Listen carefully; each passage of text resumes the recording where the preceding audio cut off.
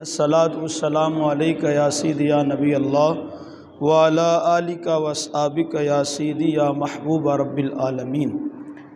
تمام حمد و ثنا، تعریف و توصیف اللہ تعالی جل مجدہ الکریم کی ذات بابرکات کے لیے، جو خالق کائنات بھی ہے اور مال کے شش جہات بھی۔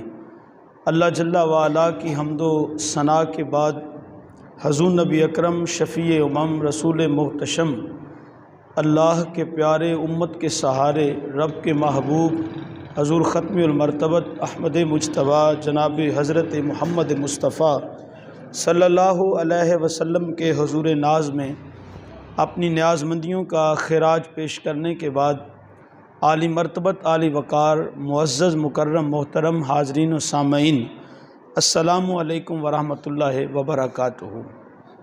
آج کی یہ منعقدہ مجلس نور، جو کہ درس قرآن کے نام سے معنون ہے، آپ کے ساتھ ساتھ مجھے بھی حاضری کا شرف نصیب ہو رہا ہے۔ خلاق عالم کی بارگاہ میں دعا گو ہوں، اللہ پاک میرا آپ سب کا یہاں پہ جمع ہونا اپنی بارگاہ میں مستجاب فرما کر اس محفل کو اللہ ہمارے گناہوں کا کفارہ بھی بنا دے اور ہم سب کے لیے ذریعہ نجات بھی بنا دے۔ مختصر وقت کے لیے آپ کی توجہ کا طالب ہوں، چند باتیں آپ سے عرض کر لینے کے بعد مجھے بڑی جلدی آپ سے اجازت لے لینی ہے۔ اللہ پاک میری زبان پر کلمت الحق جاری فرمائے، حق سن کر سمجھ کر اس کو ماننے کی بھی توفیق عطا فرمائے، اور اس میں سے جو قابل عمل باتیں ہوں اللہ ہم سب کو اس پہ توفیقات عمل بھی نصیب فرمائے۔ بس ٹھیک ہے، جتنے دوست ہیں کافی۔ قرآن مجید فرقان حمید وہ عظمتوں و شانوں والی کتاب ہے۔ میرے محبوب نے فرمایا کہ ان اللہ یرفع بہذا الکتاب اقواما، اللہ تبارک و تعالی جب کسی قوم کو رفعت، عظمت اور بلندیاں نصیب کرنا چاہتا ہے، عطا کرنا چاہتا ہے، تو اللہ تعالی ان کو قرآن کے نیڑے کر دیتا ہے۔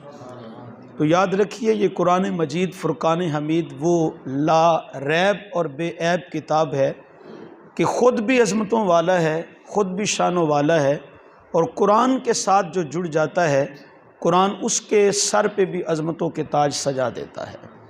قرآن خود بھی بے عیب ہے، لا ریب ہے، اور جو اس قرآن کے قریب ہو جاتا ہے قرآن اس کے اندر بھی کوئی عیب رہنے نہیں دیتا ہے۔ قرآن وہ مبارک اور عظمتوں اور شانوں والی اور برکتوں والی کتاب ہے کہ جو نبی مکرم صلی اللہ علیہ وسلم کو عطا کی گئی، اور اس امت کی رہنمائی کے لیے، اس امت کی بہتری کے لیے، اس امت کی فلاح اور کامیابی کے لیے نبی کریم صلی اللہ علیہ وسلم اپنے ساتھ رب کی طرف سے قرآن بھی لے کر آئے ہیں۔ اور نبی کریم صلی اللہ علیہ وسلم کا اس وقت امت کے پاس جو سب سے بڑا معجزہ موجود ہے تو وہ قرآن مجید فرقان حمید کی صورت میں ہے۔ قرآن مجید فرقان حمید کے ساتھ جو جڑ جاتا ہے یقیناً ہر فتنے سے اور ہر مصیبت سے اس کو بچا لیا جاتا ہے۔ حضور نے فرمایا قرب قیامت اتنے فتنے ہوں گے جس طرح آسمانوں سے میںہ برستا ہے۔ تو صحابہ نے عرض کی یا رسول اللہ، اتنے پرفتن دور میں اتنے فتنوں سے پھر وہ لوگ بچ کیسے پائیں گے؟ تو حضور نے فرمایا جو اللہ کی کتاب قرآن مجید کے ساتھ جڑ جائے گا ہر فتنے سے اس کو محفوظ اور بچا لیا جائے گا۔ حضرات گرامی قدر، یہ وہ کتاب ہے اپنے تو اپنے رہے، اگر بیگانے بھی اس قرآن کی تلاوت کرتے ہیں تو یہ قرآن ان کے سینے میں بھی گھر کر جاتا ہے۔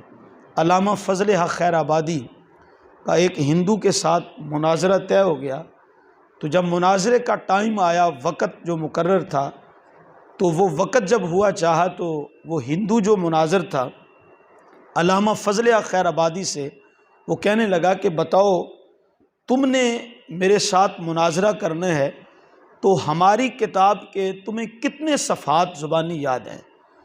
تو آپ نے فرمایا مجھے تو ایک صفحہ بھی یاد نہیں ہے۔ تو وہ ہندو مناظر کہنے لگا پھر آپ مناظرہ ہار گئے ہیں اور میں جیت گیا ہوں۔ کہا اس کی وجہ کیا؟ کہا اس کی وجہ یہ ہے کہ آپ کے بقول ہماری کتاب کے آپ کو ایک صفحہ بھی زبانی یاد نہیں ہے، جبکہ آپ کے قرآن کے مجھے 15 سپارے زبانی یاد ہیں۔ تو اس کا مطلب یہ ہوا کہ آپ نے مناظرہ کیا کرنا ہے؟ آپ کو تو میری کتاب کے بارے علم ہی نہیں ہے، اور میری کتاب کا ایک صفحہ بھی زبانی یاد نہیں ہے، جبکہ آپ کی کتاب قرآن مجید کے مجھے 15 سپارے جو ہیں وہ زبانی یاد ہیں، تو میں جیت گیا، آپ ہار گئے۔ تو علامہ فضل خیر آبادی مسکرا پڑے، آپ فرمانے لگے میاں اس میں بھی تیری ہار ہے میری جیت ہے۔ کہا وہ کیسے؟ کہا دیکھ تیری کتاب اتنی بوکس ہے، اتنی ناقص ہے کہ میں اس کو بار بار پڑھتا رہا، لیکن بار بار پڑھنے کے باوجود مجھے اس کا ایک صفحہ تو دور کی بات ہے، ایک سطر بھی زبانی یاد نہیں ہو سکی۔ یہ میرے قرآن کی عظمت ہے، قرآن کی شان ہے، اگر اس کو دشمن بھی پڑھتا ہے تو میرا قرآن اس کے سینے میں بھی گھر کر جاتا ہے۔ تو حضرات محترم، یہ قرآن وہ عظمتوں والی شانوں والی کتاب ہے، اللہ اکبر، کہ جو قرآن سے جڑ جاتا ہے قرآن اس کے دنیا بھی سنوار دیتا ہے، قرآن اس کی آخرت بھی بنا دیتا ہے۔ حضرات گرامی قدر، علامہ اقبال نے جب شکوے کی زبان کھولی تو لہجہ تو سخت تھا، اس نے کہا صفحہ دہر سے باطل کو مٹایا ہم نے، نوع انسان کو غلامی سے چھڑایا ہم نے، تیرے کعبے کو جبینوں سے بسایا ہم نے، تیرے قرآن کو سینوں سے لگایا ہم نے، پھر بھی ہم سے گلا ہے کہ ہم وفادار نہیں، گر ہم وفادار نہیں تو بھی تو دلدار نہیں۔ اب اس کا جواب آتا ہے، سنیے گا، بات وہی ہے، صرف صیغہ بدلتا ہے، مفہوم وہی ہے۔ آواز آتی ہے، صفحہ دہر سے باطل کو مٹایا کس نے، نوع انسان کو غلامی سے چھڑایا کس نے، میرے کعبے کو جبینوں سے بسایا کس نے، میرے قرآن کو سینوں سے لگایا کس نے، تھے تو وہ تمہارے ہی آبا مگر تم کیا ہو، ہاتھ پہ ہاتھ دھرے منتظر فردہ ہو، ہر کوئی مست مئے ذوق تن آسانی ہے، تم مسلمان ہو یہ انداز مسلمانی ہے، حیدری فقر ہے نئے دولت عثمانی ہے، تم کو اسلاف سے کیا نسبت روحانی ہے، وہ زمانے میں معزز تھے مسلمان ہو کر، تم خار ہوئے ہو تارک قرآن ہو کر۔ تو حضرات گرامی قدر، جب تک قرآن کا دامن ہم مضبوطی سے نہیں تھامیں گے اس وقت تک عروج، بلندی، بانک پن اس امت کو نصیب نہیں ہو سکے گا۔ عظمتیں، رفتیں اسی کا مقدر بنتی ہیں جو قرآن مجید کی تلاوت کو اپنے لبوں کا وظیفہ بنا لیتا ہے، قرآن پڑھتا ہے، اس کو سمجھتا ہے، اور سمجھ آنے کے بعد قرآن کے اوپر وہ جب عمل پیرا ہونا شروع ہو جاتا ہے تو قرآن مجید کی تلاوت پھر اس کی زندگی کے سارے روگ بھی مٹا دیتی ہے اور اس کے دکھوں کا مداوع بھی کر دیتی ہے۔ ایک خاتون حضور کی بارگاہ میں حاضر ہوتی ہے تو عرض کرتی ہے، یا رسول اللہ میں نے ایک منت مانی تھی کہ میری بیٹی جب پیدا ہوئی تو میں نے کہا تھا کہ جب یہ جوان ہوگی اور بیاہ کے قابل ہو جائے گی تو میں دنیا کی ہر نعمت اپنی بیٹی کو جہیز میں دوں گی۔ تو حضور جب منت مانی تھی تو میں امیر تھی، میں صاحب مال تھی، میرے پاس دولت کی فراوانی تھی، ریل پیل تھی، لیکن حضور اب جب میری بچی بڑی ہوئی ہے، بیاہ کے قابل ہوئی ہے، تو حضور میں اتنی کنگال ہو چکی ہوں کہ لمبا چوڑا سامان دینا تو دور کی بات ہے، میرے پاس تو بیٹی کو خوشبو لگانے کے لیے بھی پیسے نہیں ہیں، لیکن سرکار منت یہ مانی تھی کہ اپنی بیٹی کو جہیز میں دنیا کی ہر نعمت دوں گی۔ تو آپ بتائیے گا کہ اب اس میری جو منت میں نے مانی تھی اس کا کیا بنے گا، میں کون سا عمل کروں کہ میری منت پوری ہو جائے؟ تو آقا کریم علیہ السلام نے کہا، جب تو کل اپنی بیٹی کو بیانے لگے اور اس کو اپنے گھر سے رخصت کرنے لگے تو فرمایا جہیز میں اس کو رب کا قرآن دے دینا، رب کا قرآن اس کی جھولی میں رکھ کے سمجھنا کہ میں نے کائنات کی ہر نعمت اس کی جھولی میں ڈال دی ہے۔ تو یارو، جس کو قرآن مل جائے تو یوں سمجھو کہ کائنات کے خزانے جو ہیں اس کے ہاتھوں میں آ گئے ہیں اور اس کے پاس آ گئے ہیں۔ اور اگر قرآن آپ کی زندگی میں شامل نہیں ہے، آپ بھلے لکشی گاڑیوں میں سفر کرتے ہیں، عالی نصب بنگلوں میں آپ رہتے ہیں، تو سمجھیں آپ کو دنیا کی کوئی لذت نہیں ملی ہے اور کوئی نعمت میسر نہیں آئی ہے۔ آپ کچی کلی میں ہوں لیکن آپ کو قرآن کے پڑھنے کا وظیفہ نصیب ہو جائے تو آپ سے بڑھ کر خوش نصیب اور خوش بخت بندہ جو ہے کوئی اور وہ نہیں ہو سکتا ہے۔ قرآن مجید کتنی عظمتوں والا ہے، قرآن مجید کتنی شانوں والا ہے، اور قرآن پڑھنے والے کو انعام کیا ملتا ہے، اجر اور ثواب کیا ملتا ہے۔ حضور کا فرمان سنیے گا، نبی کریم صلی اللہ علیہ وسلم نے فرمایا کہ جو قرآن مجید کی ایک آیت کی تلاوت کرتا ہے تو اللہ تعالیٰ نے کے محبوب نے فرمایا اللہ دنیا کی ایک مصیبت اس سے دور کر دیتا ہے۔ اور حضور نے فرمایا جو قرآن مجید کی ایک آیت کو سن لیتا ہے تو اللہ تبارک و تعالیٰ اس کی جو قیامت کے دن کی مصیبتیں ہیں ان میں سے ایک مصیبت کو دور فرما دیتا ہے۔ اور ایک روایت میں حضور نے فرمایا کہ جو قرآن مجید کی ایک آیا کی تلاوت کرتا ہے اس کو اجر کتنا ملتا ہے، ثواب کتنا ملتا ہے۔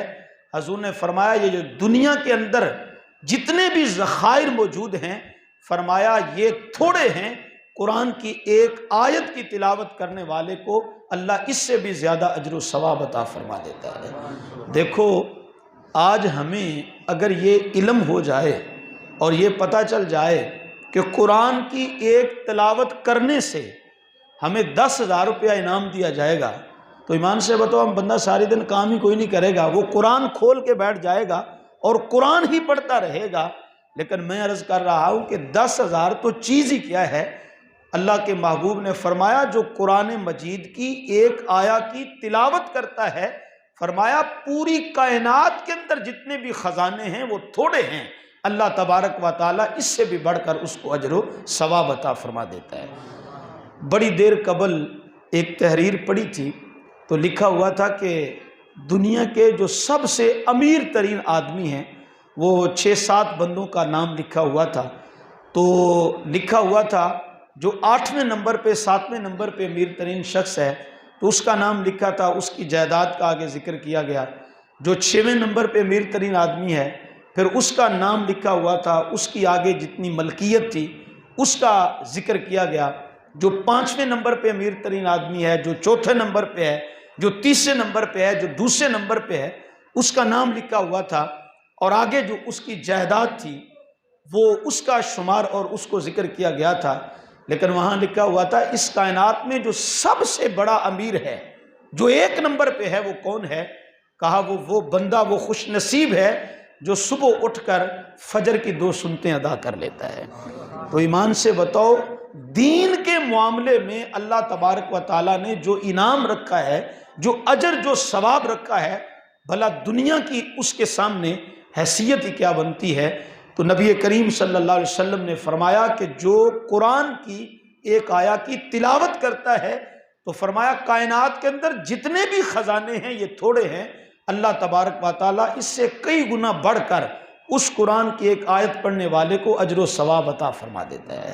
تو ہماری رغبت اور ترجیحی بنیادوں پہ ہماری جو سوچ ہے وہ قرآن کثرت کے ساتھ پڑھنے کی ہونی چاہیے۔ میں کہتا ہوں یار اپنے اپنے مزاج ہوتے ہیں۔ آج کئی لوگوں نے اپنی عادت بنا رکھی ہے کہ وہ اگر صبح اٹھ کر وہ چائے کی ایک پیالی نہ ان کو ملے ناشتے میں تو وہ سارا دن بیچارے پریشان رہتے ہیں، وہ سارا دن ڈھیلے رہتے ہیں۔ کوئی ان سے پوچھے جناب خیریت تو ہے، آج سارا دن ہو گیا ہے آپ بڑے ڈھیلے سے ہیں، تو وہ کہتا ہے جناب آج ناشتے میں چائے کی پیالی نہیں مل سکی۔ کئی بندوں نے اپنا مزاج اپنی عادت بنائی ہوئی ہے کہ صبح ان کو مطالعہ کے لیے اگر اخبار نہ ملے تو وہ سارا دن بیچارے پریشان رہتے ہیں۔ کیا ہوا ہے جی آج پریشانی کاہے کی ہے؟ وہ کہتے ہیں جی سارا دن گزر گیا اخبار پڑھنے کے لیے نہیں ملی۔ تو میں کہتا ہوں اگر چائے کی پیالی پینے والا اس کو چائے نہ ملے، اخبار کے مطالعہ کی عادت رکھنے والا اگر اس کو مطالعہ کے لیے اخبار نہ ملے تو وہ سارا دن پریشان رہتے ہیں۔ تو کاش کہ ہمیں یہ پریشانی بھی ہو کہ ہم یہ سوچیں کہ آج ہم نے قرآن بھی کھولا ہے یا نہیں کھولا ہے۔ ہماری تو زندگیاں گزر جاتی ہیں، ہم رب کا قرآن کھول کے نہیں دیکھتے ہیں، بلکہ سال گزر جاتے ہیں، ہم قرآن جو ہے وہ کھول کے اس کو پڑھتے نہیں ہیں۔ یہ آپ کے قریب ملتان ہے، تو ملتان کے مضافات میں ایک دیہات ہے، تو وہاں ماہ رمضان جب آتا تو جو ہمارے دیہاتوں کا سٹائل ہوتا ہے، ماہ رمضان میں حفاظ جو ہے وہ شہروں سے لائے جاتے ہیں نماز تراویح کے اندر قرآن پاک سنانے کے لیے۔ تو وہ ایک دیہات میں ملتان کے قریب حافظ صاحب ملتان شہر سے گئے، وہاں رمضان کے مہینے میں تلاوت قرآن کرنے کے لیے اور نماز تراویح میں قرآن سنانے کے لیے۔ تو وہاں کا جو لمبردار تھا اس نے حافظ صاحب کی جو سحری اور افطاری تھی وہ سعادت اس نے اپنے ذمے لے لی۔ اب حافظ صاحب سحری بھی ان کے گھر میں کرتے ہیں، افطاری بھی ان کے گھر میں کرتے ہیں۔ تو جو حافظ صاحب کا آخری دن تھا، غالباً 26واں روزہ تھا، رات کو قرآن مجید نماز تراویح کے اندر انہوں نے مکمل کرنا تھا، تو آخری سحری جب لمبردار کے گھر میں کرنے گئے تو حافظ صاحب قرآن کھول کے بیٹھ گئے۔ ابھی کھانے میں تاخیر تھی، انہوں نے کہا چلو اتنی دیر میں قرآن کی تلاوت کر لیتا ہوں۔ تو پرانے زمانے کی بات ہے، آپ جانتے ہیں کہ اس زمانے میں خواتین اپنے گھر کے اندر جو پیسے رقم ہوتی تھی وہ کبھی کسی کونے میں، کبھی پیٹی کا جو ہے وہ اچھاڑ اتار کر اس کے کپڑا اوپر کر کے اس کے نیچے رکھ دیتی تھی، کبھی کسی جو ہے وہ الماری میں رکھ دیتی تھی۔ اس کمرے کے اندر جو روشن دان تھا وہاں لمبردار کی بیوی نے کچھ رقم رکھی ہوئی تھی۔ تو حافظ صاحب نیچے بیٹھ کے اسی کمرے میں قرآن پڑھ رہے تھے، تو سحری کا وقت تھا، جب ہوا چلی تو وہ روشن دان کھلا تو ہوا سے وہ پیسے اڑ کر حافظ صاحب کے سامنے آ گئے۔ تو حافظ صاحب نے کہا چلو لمبردار صاحب جب کھانا لے کر آئیں گے تو میں یہ پیسے ان کے حوالے کر دوں گا۔ انہوں نے قرآن میں رکھ دیے، تو وہ قرآن پڑھتے پڑھتے جب صفحہ انہوں نے پلٹا تو اب لمبردار صاحب آئے تو سحری میں ٹائم تھوڑا تھا۔ جب وہ انہوں نے سحری کا کھانا پیش کیا تو حافظ صاحب بھول گئے کہ میں نے ان کو وہ رقم اور ان کے پیسے واپس کرنے ہیں۔ انہوں نے اسی طرح قرآن بند کر دیا اور سحری کی اور وہ واپس مسجد میں آ گئے۔ اتفاق ایسا کہ وہ ان کا وہاں پہ اس گاؤں میں آخری دن تھا، تو جب انہوں نے نماز تراویح میں قرآن مکمل کیا تو حافظ صاحب واپس شہر آ گئے۔ تو پیچھے جب ان کو ان پیسوں کی ضرورت پڑی تو اب انہوں نے کیا کیا، انہوں نے اس روشن دان میں گئے اور لمبردارنی نے کہا کہ میں پیسے وہاں پہ اٹھا لیتی ہوں۔ جب وہاں پہنچی تو وہاں پیسے تھے ہی نہیں۔ فٹ اس کے ذہن میں خیال آیا ہو نہ ہو اس کمرے میں کوئی اور تو آیا نہیں ہے۔ وہ حافظ صاحب آتے تھے جن کو ہم سحری افطاری کرواتے تھے، وہی اس کمرے میں آ کے بیٹھتے تھے۔ تو اس نے کہا ہو نہ ہو وہ حافظ صاحب پیسے اٹھا کے چوری کر کے لے گئے ہیں۔ خیر عطا پتہ معلوم نہیں تھا، حافظ صاحب تو اپنے گاؤں اپنے شہر آ گئے۔ حسن اتفاق جب اگلا سال ماہ رمضان آیا تو پھر دوبارہ حافظ صاحب کی اسی گاؤں میں ڈیوٹی لگ گئی۔ اب جب لمبردار صاحب نے دیکھا وہی حافظ صاحب آئے ہیں، انہوں نے کہا جی اس سال بھی پچھلے سال کی طرح افطاری اور سحری کا ان کا جو بندوبست ہے حافظ صاحب کا یہ میرے ذمہ رہا۔ بہت بڑی سعادت ہے علماء کی خدمت کرنا، بہت بڑی سعادت ہے حفاظ کی خدمت کرنا، ان کو کھانے کھلانا۔ میرے حضور کا فرمان ہے، حضور نے فرمایا جو میری امت کے کسی عالم کو کھلاتا ہے وہ یوں سمجھے کہ اس نے اپنے نبی کو کھلایا ہے۔ حضور نے فرمایا جو میری امت کے عالم کو پہناتا ہے وہ یوں سمجھے اس نے اپنے نبی کو پہنایا ہے۔ اور حضور نے فرمایا جو میری امت کے عالم باعمل کی زیارت کرتا ہے وہ یوں سمجھے اس نے اپنے نبی کی زیارت کی ہے۔ تو بہت بڑی سعادت کی بات ہے۔ تو لمبردار صاحب نے کہا جی اس سال پھر میں حافظ صاحب کی جو سحری افطاری کا انتظام ہے اپنے ذمہ لیتا ہوں۔ تو اب حافظ صاحب جب پہلے دن افطاری کرنے گئے تو لمبردارنی آ گئی، اس نے کہا حافظ جی ٹھیک ہے بندوں کو ضرورت پڑ جاتی ہے، لیکن آپ اگر مجبور تھے، ضرورت پڑ گئی تھی پیسوں کی، تو آپ کو یہ طریقہ اختیار نہیں کرنا چاہیے تھا۔ اب حافظ صاحب حیران ہو گئے، کہا آپ کہنا کیا چاہتے ہیں؟ کہا آپ پچھلے سال جب آئے تھے تو آپ ہمارے پیسے چرا کے لے گئے۔ تو حافظ صاحب نے کہا میں تو کوئی پیسے چرا کے نہیں لے کے گیا۔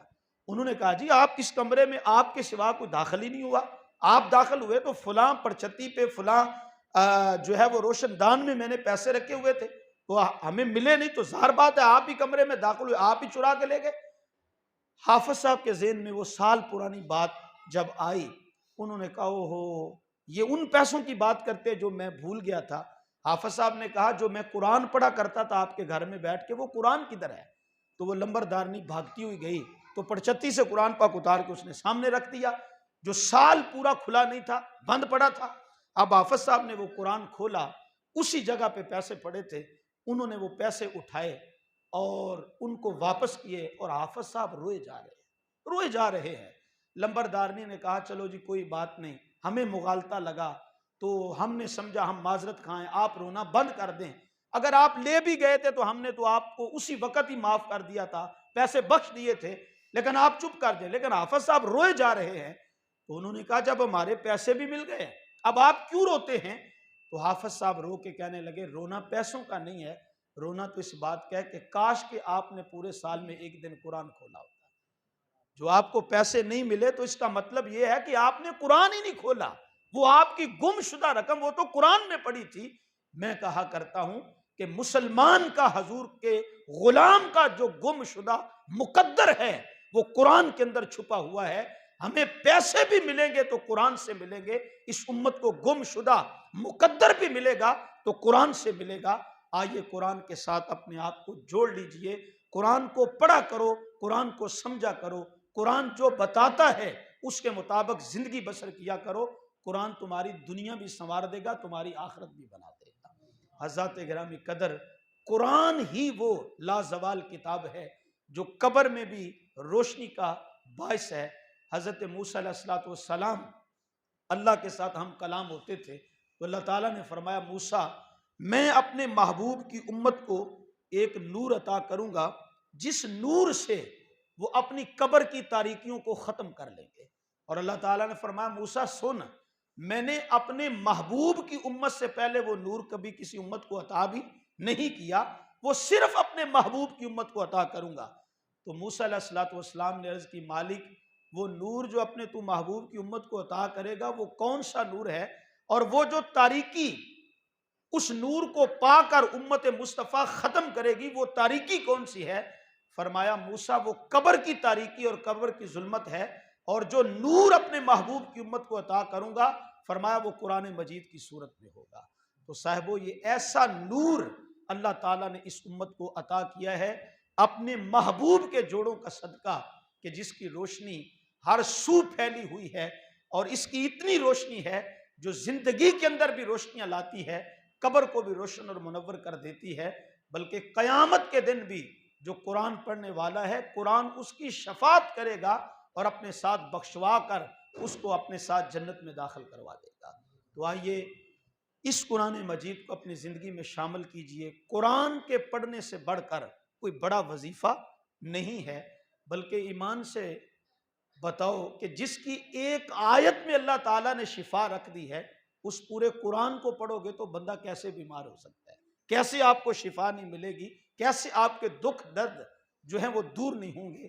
قرآن پاک پڑھا کرو، قرآن مجید صرف پڑھا ہی نہ کرو بلکہ اس کو سمجھنے کی ساتھ ساتھ کوشش بھی کیا کرو، اس لیے کہ صرف قرآن پاک پڑھنا اور چیز ہے، اور جب اس کو سمجھ کے آپ پڑھیں گے تو پھر اس کا جو تلاوت ہے اور اس کے پڑھنے میں جو آپ کو مزہ آئے گا تو پھر آپ کے لیے وہ تلاوت قرآن بوجھ نہیں بنے گی، آپ کے لیے وہ تلاوت قرآن جو ہے وہ اکتاہٹ کا سامان ہی بنے گی۔ جب آپ قرآن سمجھ کر پڑھیں گے تو پھر قرآن پڑھنے کے اندر آپ کو ایک سرور آئے گا، ایک لذت آپ کو نصیب ہو جائے گی، آپ کا دل کرے گا کہ میں قرآن پڑھتا ہی چلا جاؤں۔ قرآن مجید وہ لٹکتی ہوئی رسی ہے، میرے حضور نے فرمایا جس کا ایک سرا تمہارے ہاتھ میں ہے اور اس کا دوسرا سرا جو ہے وہ تمہارے رب کے ہاتھ میں ہے۔ بس ایک بات سن لیں، میں ایک جگہ پہ حاضر ہوا، بہت بڑا آستانہ تھا، تو وہاں جب میں حاضر ہوا تو پیر صاحب جب بیعت کرنے لگے تو بہت سارے مرید تھے، تو انہوں نے ایک لمبا کپڑا جو ہے وہ یوں پھیلا دیا اور کہا کہ جو بیعت ہونا چاہتا ہے وہ اس کپڑے کو پکڑ لے۔